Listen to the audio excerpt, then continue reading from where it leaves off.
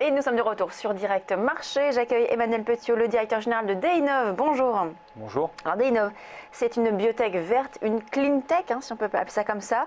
La spécialité, vous allez nous expliquer, mais c'est de concevoir, de développer des produits de production fondés sur les déinocoques. Alors qu'est-ce que les déinocoques ? Alors, les déinocoques sont des bactéries inexploitées aujourd'hui. On est les seuls à les exploiter au niveau mondial. Donc on a récolté ces bactéries sur toute la planète, essentiellement dans des départements français, sur le continent, mais également dans les dom-toms.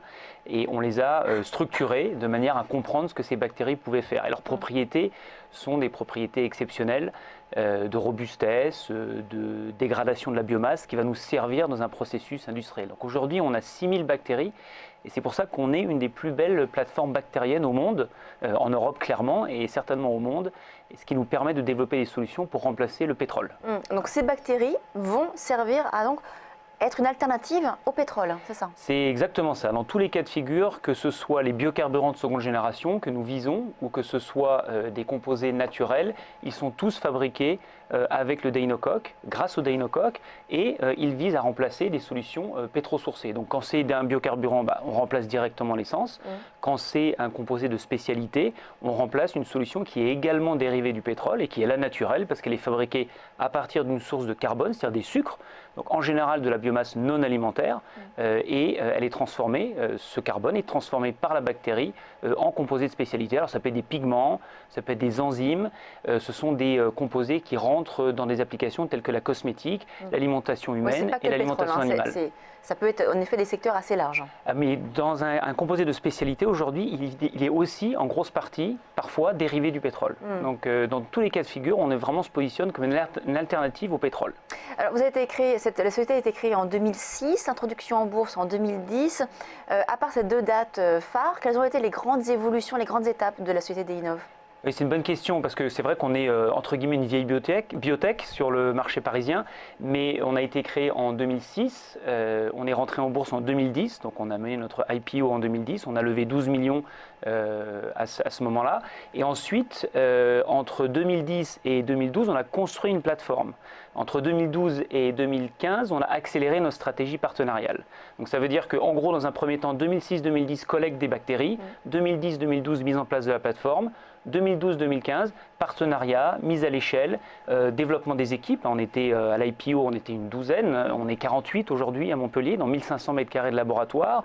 On est totalement autonome sur la technologie qu'on mène, donc on peut tout à fait recevoir de la biomasse de nos clients, on l'analyse, on fait des essais jusqu'à 20 litres, ce sont des fermenteurs relativement de taille relativement importante, mais de laboratoire, et on est capable ensuite de fabriquer les molécules visées à notre échelle. Donc on a vraiment intégré. Aujourd'hui, on est en pleine COP21, donc évidemment, il y a beaucoup de négociations qui se font autour du changement climatique. Quelles sont les propositions, les idées que vous avez apportées, en tout cas votre part, votre rôle dans ce cadre de la COP21? La COP21 est extrêmement importante pour nous, donc j'y retourne là dans 5 minutes et j'y étais hier. C'est une manière pour nous de démontrer qu'on peut contribuer à la lutte contre le réchauffement climatique. Alors pourquoi? Simplement parce qu'aujourd'hui, quand vous utilisez de l'éthanol à partir de biomasse de seconde génération, donc des résidus agricoles, des déchets urbains et ménagers, vous contribuez à baisser l'empreinte carbone. C'est-à-dire que quand vous utilisez 1 litre d'éthanol dans votre voiture à la place d'1 litre d'essence, le dioxyde de carbone que vous émettez en net, parce que les émissions nettes de ce gaz à effet de serre, sont largement réduites, jusqu'à 95%. Donc on montre que par ce biais, on contribue à lutter contre ce changement climatique. Et pour nous, c'est fondamental, c'est tout ce qu'on fait, on fait de la recherche et on lutte contre ça. Voilà. Quelles sont les perspectives pour le biocarburant ? Alors aujourd'hui, vous avez, quand vous roulez avec une voiture à l'essence, vous avez en gros 5 à 6% de biocarburant. Demain, il faudra rouler avec 10%. C'est l'Europe qui met ça en place, comme d'ailleurs le font les États-Unis ou la Chine. Ça veut dire qu'entre 5-6% et 10%, il faut trouver un biocarburant qui ne peut être qu'un biocarburant avancé et fabriqué à partir de résidus de seconde génération. Et c'est ce sur quoi nous travaillons. Donc finalement, le marché, il est créé de facto par les gouvernements. Donc c'est un marché qui s'ouvre actuellement, 10%, donc ça, c'est encore pas beaucoup finalement. Vous pensez qu'on pourrait accélérer dans les années à venir ? Alors oui, évidemment, aux États-Unis, ils sont en train de passer de 10 à 15, donc nous, on est en train de passer de 5 à 10, en gros. Vous êtes que sur l'Europe, vous n'êtes pas aux États-Unis justement? On est aux États-Unis, oui. On a des clients américains, on négocie avec des clients américains, on a signé des partenariats avec Titan Bioenergy System, qui est un Américain.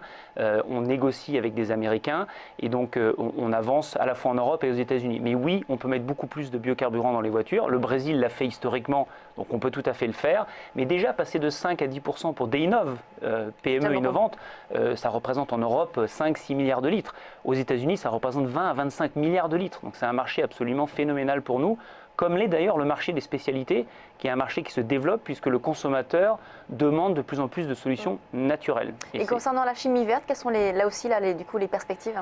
Les perspectives sont énormes parce qu'aujourd'hui on a deux choses. On a l'acide muconique qui est un intermédiaire de chimie qui va remplacer les plastiques, et on a des spécialités. Aujourd'hui, comme je vous le disais, le consommateur demande des solutions naturelles et on développe une solution naturelle. Aujourd'hui, le consommateur demande que le plastique puisse être recyclable, mais surtout qu'il soit fabriqué à partir de matières biosourcées, c'est-à-dire à partir de sucre, et si possible de sucre non alimentaire. Et c'est exactement ce qu'on réalise chez Deinov. On passe de résidus agricoles ou de déchets urbains et ménagers, on fabrique un acide qui s'appelle l'acide muconique, qui est un peu un gros mot, mais qui en gros sert à fabriquer des plastiques. Il y a plusieurs sociétés qui commencent à se développer dans ce secteur-là. On sent qu'il y a vraiment un engouement pour ces thématiques de l'environnement, du changement environnemental, une prise de conscience. Et donc beaucoup de sociétés démarrent, se développent dans ce secteur-là. C'est quoi le challenge? C'est d'être le premier, de prendre le plus de parts de marché? Oui, c'est une bonne question parce que ce n'est pas d'être le premier quelque part, c'est de contribuer au remplacement du pétrole. On est aujourd'hui effectivement quelques sociétés, on se bat pour remplacer, je ne sais pas, 1 à 2% de ce que le pétrole représente. Donc ce n'est pas la course au premier, c'est la course à des tas de solutions qui vont remplacer le pétrole. Souvent on nous dit c'est ça ou ça, mais ce n'est pas ça ou ça, c'est ça et ça. Aujourd'hui, la demande est phénoménale et on ne peut pas dire que ce soit une course à celui qui sera le premier. Toutes ces solutions vont contribuer à remplacer le pétrole. On a besoin de tout le monde. Vous lancez aujourd'hui une augmentation de capital de l'ordre de 9 millions d'euros, un peu plus de 9 millions d'euros. Quelles sont les modalités de cette augmentation de capital? À quoi ça va vous servir aussi? Alors c'est une augmentation de capital assez classique avec maintien du droit préférentiel de souscription, donc avec un base deal, donc une cible de 9,3 millions qui peut aller jusqu'à 10,7 et qui peut évidemment se positionner en dessous. Aujourd'hui, la période de souscription est ouverte entre le 30 novembre et le 14 décembre inclus. Donc vous pouvez acquérir une action Deinov avec 3 DPS, donc droit préférentiel de souscription. Et si vous êtes actionnaire existant, vous pouvez simplement trader vos DPS. Donc le DPS est détaché de votre action qui vous donne droit à des actions nouvelles. Donc on a voulu faire ça de manière à ce que les actionnaires individuels, qui sont très importants pour Deinov, on a plus de 6000 actionnaires individuels au capital de Deinov, puissent participer à l'aventure et au développement de notre société, mais surtout à l'industrialisation de nos procédés. Donc historiquement… Donc ça va servir à quoi justement cette levée de fonds? Alors justement, ça va nous servir à faire des essais de mise à l'échelle, c'est-à-dire que plutôt que de continuer à réaliser que des essais dans nos laboratoires, on va réaliser des essais chez nos partenaires dans des réacteurs de plus grande taille. On va aussi réaliser des tests fonctionnels pour vérifier que les composés qu'on a développés fonctionnent de manière réelle dans la cosmétique, dans l'alimentation animale, dans l'alimentation humaine, dans les biocarburants. Et on va aussi pouvoir financer toute la partie réglementaire qui est fondamentale. Il faut absolument que nos produits soient évidemment marketables et donc que la partie réglementaire soit réglée avant qu'on commercialise ces produits. Est-ce que vous pensez que les conditions de marché là sont suffisamment bonnes pour faire cette augmentation de capital qui, je rappelle, en 2014, vous aviez essayé et ça n'avait pas marché? C'est vrai, alors pour différentes raisons de structure, et je ne reviens pas sur ces raisons, je pense que les actionnaires individuels les ont écoutées, je l'ai expliqué plusieurs fois. L'opération qu'on mène actuellement a fait l'objet d'un engagement de souscription de 5,5 millions. Donc ça veut dire qu'avant de démarrer l'opération, on a déjà ce montant et on remercie les investisseurs qui nous ont fait confiance. Aujourd'hui, on a un cours de bourse qui est un peu plus dynamique ces derniers jours. On a les droits préférentiels qui sont tradés tous les jours de manière assez dynamique. Donc on est très confiant dans la possibilité de réussir cette opération. Donc je pense que ce sera très différent de l'an dernier. Vous insistiez sur le fait que les actionnaires individuels étaient importants pour Deinov. C'est vrai que le cours de bourse a beaucoup chuté depuis l'introduction en bourse. Un de vos partenaires historiques aussi est au bord de la faillite, Abengoa. On en a largement parlé aussi récemment. Quels sont les arguments que vous pouvez donner aux actionnaires justement pour les rassurer et les convaincre de participer à cette augmentation de capital? Alors d'abord, la mise en faillite d'Abengoa est une coïncidence. Je ne sais pas du tout ce qui va se passer. On continue à échanger avec les équipes de R&D d'Abengoa, donc ça c'est une réalité. Abengoa peut être repris, Abengoa peut continuer, donc je ne peux pas commenter sur le futur d'Abengoa, simplement parce que je n'en sais rien, mais je sais qu'on continue à travailler. Ensuite, l'avantage de Deinov, c'est que vous faites un pari sur plusieurs activités, mais plusieurs clients.